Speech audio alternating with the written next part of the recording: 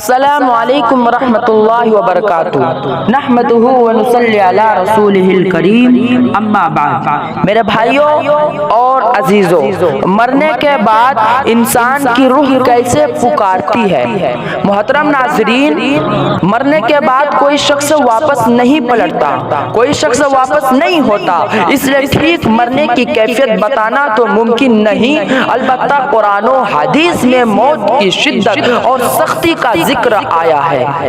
اس سے اندازہ یہ ہوتا ہے کہ دنیاوی زندگی کے سارے مصائب و آلام، سارے رنج و غم اور ساری تکلیفیں، مصیبتیں اکٹھی کر دی جائے تو موت کی تکلیف اور شدت ان سے کئی زیادہ ہوگی، ان سے کئی زیادہ ہوگی۔ محترم ناظرین، مالدار، فقیر، طاقتور، کمزور، غرض یہ کہ تمام لوگ جب مر جاتے ہیں تو دنیا میں لوٹنے کی خواہش رکھتے ہیں، دنیا میں لوٹنے کی خواہش رکھتے ہیں، مال جمع کرنے اور محل بنانے کے لیے نہیں، بلکہ اس لیے کہ کاش ہمیں ایک نماز پڑھنے کی مہلت مل جائے، کاش ہمیں ایک مرتبہ سبحان اللہ کہنے کی فرصت دے دی جائے، کاش۔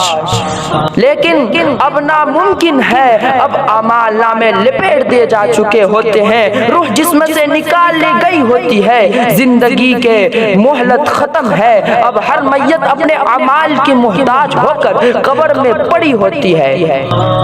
حضرت زاہد رضی اللہ تعالی عنہ سے روایت ہے کہ رسول اللہ صلی اللہ علیہ وسلم نے فرمایا کہ میت پر سب سے زیادہ سخت حالات اس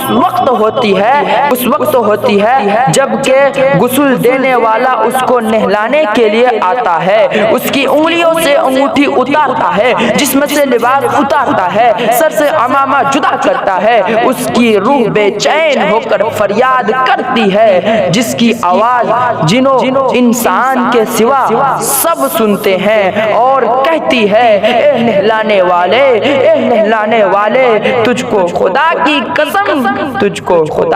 قسم میرے کپڑے بہت نرمی سے اتارو کیونکہ ملک الموت کے پنجے کی تکلیف سے مجھے پوری طور پر ابھی آرام نہیں ملا۔ پھر جب اس کو تختے پر لٹا کر اس پر پانی ڈالا جاتا ہے تو روح چلاتی ہے اے نہلانے والے خدا کے واسطے میرے جسم کو قوت سے ہاتھ نہ لگا، کیونکہ وہ جان کی سختی سے زخمی اور چور ہو رہا ہے۔ پھر جب نہلا کر اس کو کفناتے ہیں اور پاؤں کی طرف سے باندھ دیتے ہیں تو روح کہتی ہے اے غسل دینے والے خدا کے لیے ابھی سر کی طرف سے میرے کفن میں گہرا نہ لگانا کہ میرے بیوی بچے اور تمام رشتہ دار دنیا میں آخری بار میری صورت دیکھ لے کیونکہ آج میں ان سے بچھڑ رہا ہوں، اب قیامت تک یہ میری صورت نہیں دیکھیں گے۔ پھر جب اس کا جنازہ تیار کر کے گھر سے باہر نکالا جاتا ہے تو روح پکارتی ہے اے جنازہ اٹھانے والوں خدا کے واسطے ابھی جلدی نہ کرنا تاکہ میں اپنے بال بچوں اور عزیز و اقارب سے رخصت ہو لوں۔ اے جنازہ اٹھانے والوں میں اپنی اولاد کو آج یتیم اور بیوی کو بیوہ چھوڑے جا رہا ہوں، خدا کے لیے میرے بعد ان کو تکلیف نہ دینا، میں اپنا گھر اور مال و اسباب دوسروں کے لیے چھوڑے جاتا ہوں، اب یہاں کبھی واپس نہ آؤں گا اور قیامت تک کسی کی صورت نہ دیکھوں گا۔ پھر جب جنازہ اٹھا کر لے چلتے ہیں تو میت کہتی ہے اللہ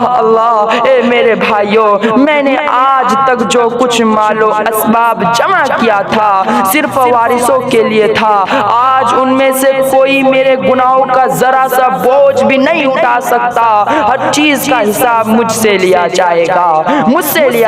گا اور میرے وارث کھائیں اور اڑائیں گے۔ پھر جب نماز جنازہ جنازے کے بعد دفن سے پہلے کچھ لوگ اپنے اپنے گھر جانے لگتے ہیں تو میت کہتی ہے اے میرے بھائیو خدا کے واسطے ابھی سے ایسا ظلم نہ کرو، مرنے والا تم سے مانوس تھا اور تم دفن سے پہلے لوٹے جاتے ہو۔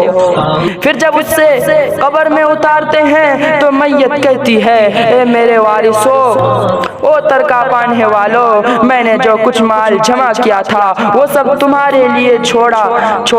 خدا کے لیے تم مجھ کو دعائے خیر اور فاتحہ سے بھلا نہ دینا، فاتحہ سے بھلا نہ دینا۔ بزرگوں کا قول ہے کہ آخرت کی منزلوں میں سے قبر پہلی منزل ہے،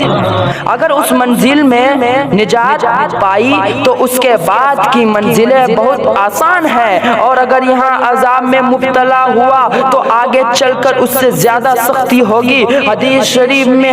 ہے کہ مردہ قبر میں ایسا ہے جیسے کوئی شخص پانی میں ڈوب رہا ہو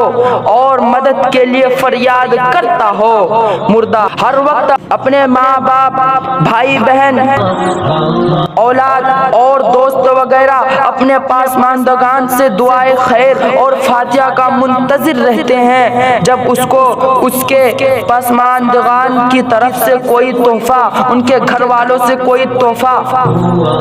ثواب پہنچتا ہے تو وہ اس کے لیے تمام دنیا اور جو کچھ دنیا میں سے محبوب و مرکب ہوتا ہے، اور اللہ تعالیٰ اس کے رشتہ داروں کی دعائے خیر کے ثواب کو قبرستان والوں پر پہاڑوں کے برابر داخل فرماتا ہے۔ اس لیے میرے عزیزو،